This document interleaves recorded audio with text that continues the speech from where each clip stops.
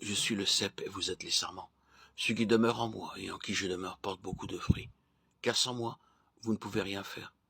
Jean 15, 5. Ne confondez pas le travail et les fruits. Il peut y avoir un travail important accompli pour Christ, sans que ce travail soit le fruit du divin cep. Ne recherchez pas uniquement le travail.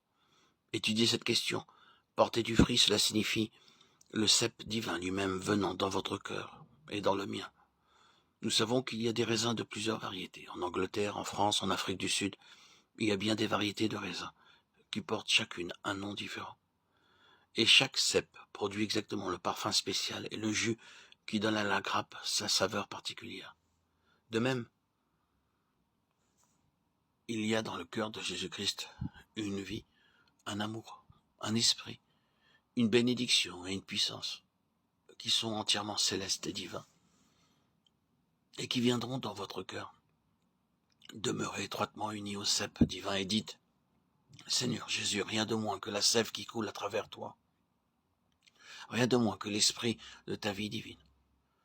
Seigneur Jésus, je t'en prie, que ton esprit se répande à travers moi, dans tout le travail que je fais pour toi. Je vous le répète, la sève du cep divin n'est autre chose que le Saint-Esprit. Le Saint-Esprit est la vie du divin cep, et ce que vous devez obtenir de Christ, c'est une puissante effusion du Saint-Esprit. Vous en avez excessivement besoin, et c'est cela qu'il vous faut. Souvenez-vous-en.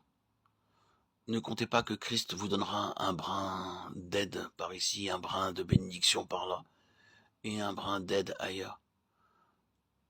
Comme le cep accomplit son travail en donnant sa sève, même au sarment. Ainsi, vous pouvez compter que Christ vous donnera son Saint-Esprit, et que vous porterez beaucoup de fruits.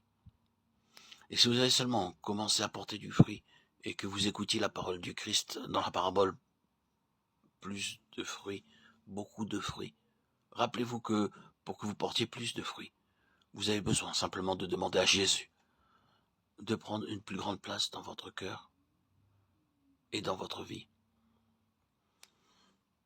Nous, serviteurs de Dieu, sommes en danger de nous laisser absorber par le travail. Le travail, le travail. Et nous prions pour ce travail.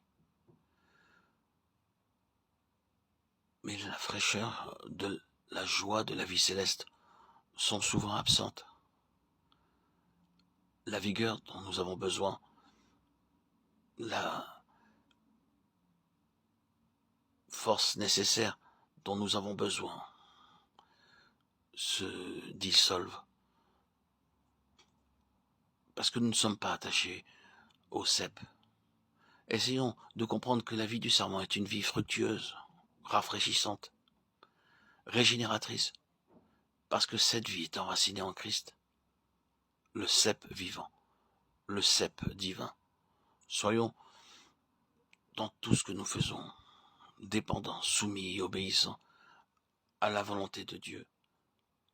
Même lorsque nous devons faire des choix, soyons toujours en prière et en attente de la réponse.